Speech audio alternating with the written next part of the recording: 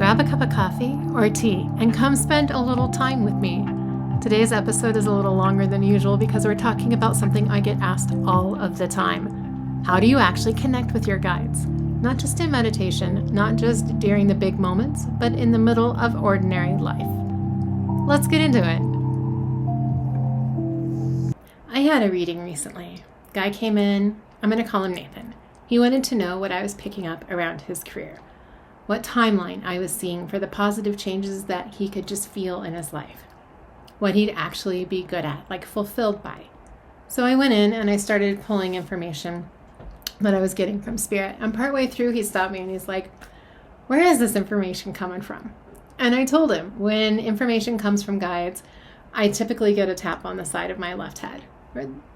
And for ancestors, I typically get it on the right side of my head.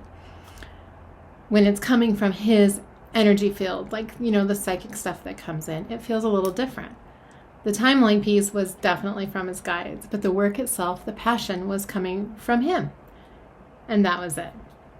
That was the door that Nathan needed, because the next question was, how do you talk to guides?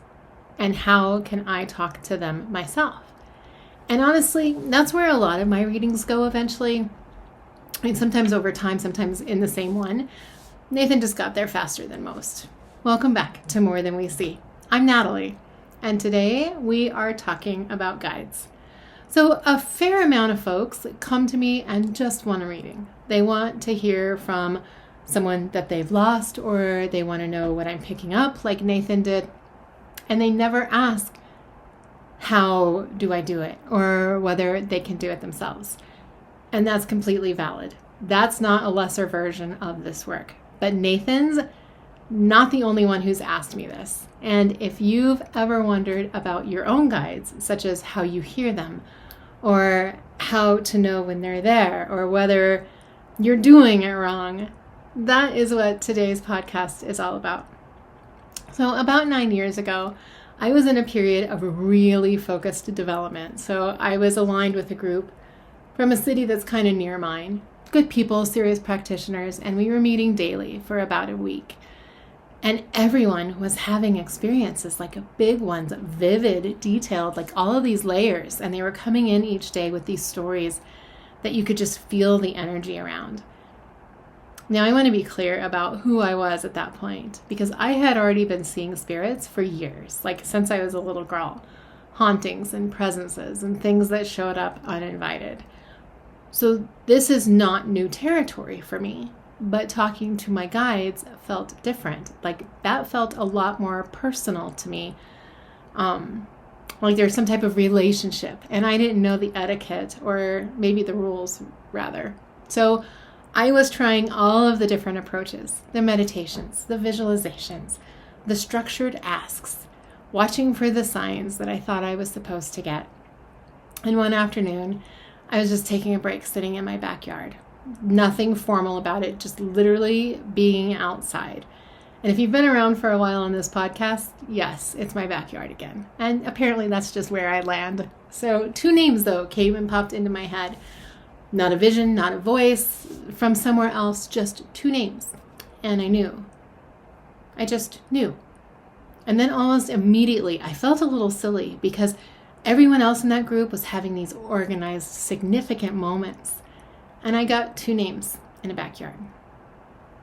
Nothing I could bring to the room with a big story like everybody else's, but they were real. And they always have been real. And how close I came to filing it away, because it didn't arrive the way that I thought it should, or the way the others were getting it. So here's what I see over and over. People work so hard to connect with their guides. They read the books. They do the meditations. Like me, they wait for the moment that looks like the moment that they've seen described somewhere else.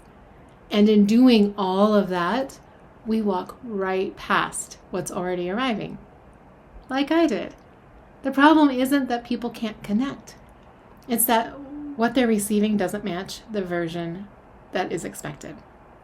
So we discount it, right? We just waiting for something louder to pop in, or we must be doing it wrong, so we start over. But our guides, they'll just keep showing up. And that relationship is real. It just doesn't look like what we see in the movies or what some of the places we've been say.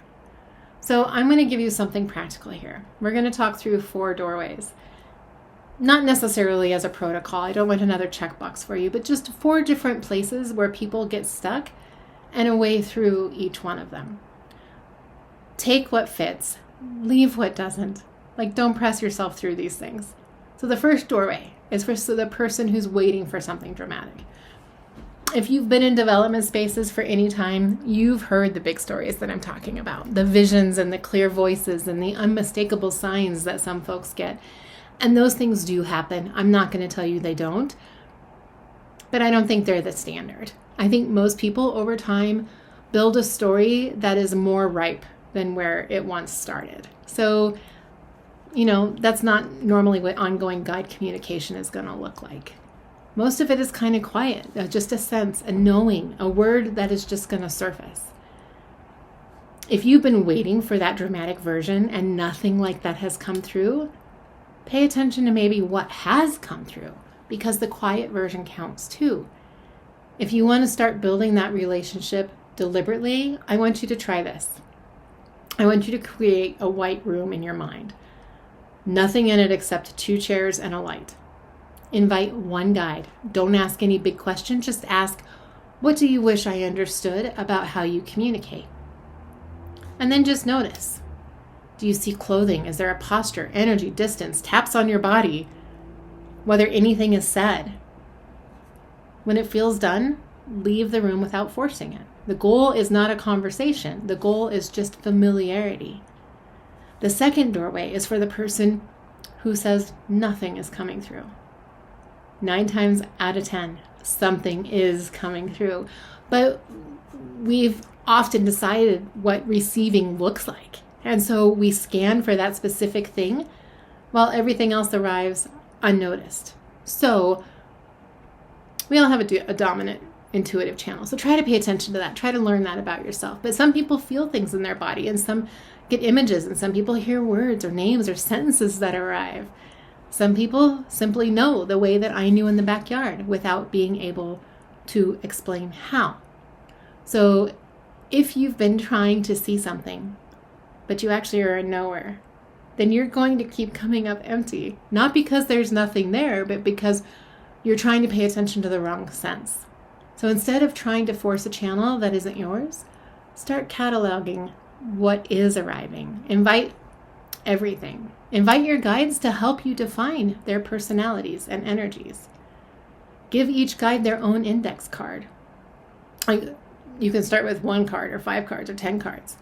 And if you don't know their name yet, and oftentimes names aren't, kind of the thing for them, that's just how we talk to them. But start with what you have. So if you have guide 1, guide 2, or the one that feels warm, or the one that shows up when things seem to be getting hard. On these index cards, just label it something, even if it's temporary.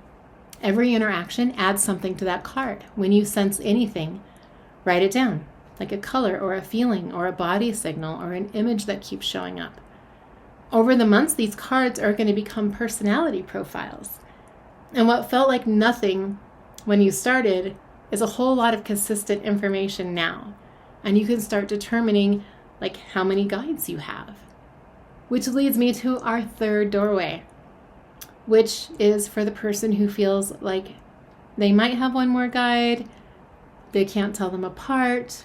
So maybe doorway 2 felt a little strange because you can't quite put differences on a map yet. You can't get them on an index card. I want you to try this. And this is actually one of the most common places that people get stuck, because if everything feels like one undifferentiated presence, it's hard to know if you're working with one guide or several, or just your own intuition talking back at you. So I want you to set, physically or otherwise, 3 chairs and invite your guides to join you after grounding yourself, clearing your energy and connecting, like inviting guides or spirits, and protecting via a defined boundary, such as only what is good for me. So then I want you to sit in that first chair and say aloud to yourself, guide 1. And just sit. Notice what happens in your body, or your breathing, or your posture, how you're holding your shoulders, what emotions come up, what thoughts arrive, words, anything. And then I want you to journal it and move and sit in the second chair. Guide 2. Same thing. Notice everything that's different from the first chair. Then do the third chair if it feels right. More chairs if you want. Most people are surprised by how distinct each seat feels. The shifts aren't always dramatic, but they're usually there. One chair might feel expansive. Another might feel more contained. One might bring up clarity. Another might feel softer. You're just noticing what changes when you move between chairs. The fourth doorway is one that I think is probably most common. You received something. It was quiet, it was clear, and then your brain showed up. That was probably just me. I wanted it to be real, so I made it up. That seems too simple. I don't know how to verify this. That's not the inability to connect. That's the connection happening, and then it gets talked out of existence because that doubt arises, or at least the analysis kicks in, and you start asking your questions. So I want you to try this. I want you to write a letter, "Dear Guide," and then ask one question. What do I wish I trusted more? And then write. Don't edit, don't stop, don't read back over it while you're going. Just keep your pen moving. And when you're done, go back through and highlight anything that surprises you. Anything that doesn't sound like your normal voice. Anything maybe also that answers a question that you didn't even know you were asking. You're not looking for proof here. You're looking for the thing that arrived before your brain had a chance to argue with it. So all of that is the deeper work, and some of you are going to love it and go straight through those doorways. But Nathan also asked me something simpler. How do I even know that they're there at all? And for that, I want to give you something that you can try today with no setup, no chairs, no index cards. I want you to pick something specific. A pink Jeep, 2 ducks crossing your path, a red door, anything that comes to mind, but it needed to be something specific enough that you'd notice it, but not so common that it's going to show up every 5 seconds as you're driving down the road or walking. You know what I mean. So it's got to be specific and kind of unique. Then ask your guides something specific, like if I am on the right path, or if I'm supposed to do this or that, or anything that is outstanding for you. And then I want you to go live your day. And here is why this works. What you're doing is giving yourself a specific enough frame that when something arrives, you are going to catch it. We receive signals constantly. Most of them pass right through because we're not tracking anything particular. This just gives you something to track. I did this myself years ago. I was making a decision that felt enormous at the time. I was starting to share my spiritual path, mediumship, intuition, witchiness, all things that became Immersive Spirit. We just turned 3 this year, so this was probably 5 or 6 years ago. But it was in a way that I felt completely vulnerable, and I was putting everything behind it. So I wanted that confirmation. So I asked, and I picked a purple car. And I live in an area where purple cars, they are just not a thing. I mean, I would say that they're pretty rare. It took 6 days, but 6 days later I saw one. And I still see one at least once a month. And I'm not out of my house very often because I work from home. So I'd say I probably see one once a month. And it was really funny that we were talking about this today because I saw one today when my sister and I were out at an event. So it's really interesting. And it's a different car every time. Kia, Chargers, Teslas, Corvettes, Lamborghinis. Today's was a Challenger, and I think they actually make some of those purple by choice. So it's probably a stock purple. So maybe that's not as unique. But still, I saw one today. And every time it makes me smile. Not because I needed the proof anymore. Because it became the ongoing conversation, the nudge or the pat on the back. And I realized that it isn't always a sign, but often there is a feeling of knowing now that comes with it. So the pink Jeep isn't proof, it's practice. You're building a language. And like any language, the more you use it, the more fluent you're going to get. So let's rip off the Band-Aid on the second biggest question that I get after how do I connect? It's how do I know that I'm not making this up? And honestly, sometimes you don't, and sometimes you can't. I don't think trust comes from proving where a thought came from. I think it comes from watching what happens next. The meaningful things tend to return. They come once, then they come again. Not louder, just consistently. And eventually you stop asking it, did I make this up? And you start asking, why does this keep showing up? That's how the relationship builds. Not through one extraordinary moment, but it's more like through hundreds of really ordinary ones. You show up, you pay attention, you notice what stays consistent. And over time, you begin to recognize each other. And over time, you'll also start to feel the difference between the pull and the push. And the pull is when you're being drawn into something that's information. It arrives just like you're receiving it. And the push is your own energy, your own wants, moving towards something that you're hoping to hear. That distinction gets clearer the longer you work with it. You don't have to have it all figured out at the beginning. It really isn't about certainty. You just have to stay curious enough to not dismiss the quiet things that show up before figuring out where everything leads. Almost every reading I do has some element of guide communication. And most of the time, the person sitting across from me is intrigued by something that they're experiencing. You know, like the dream that wouldn't leave, or the pull away from something that looked good on paper, or the thought of somebody that was calling them, like you think about them right before the phone rings. Those aren't coincidences. It's a language. Notice your world and learn to speak it. And I'll see you next time on More Than We See.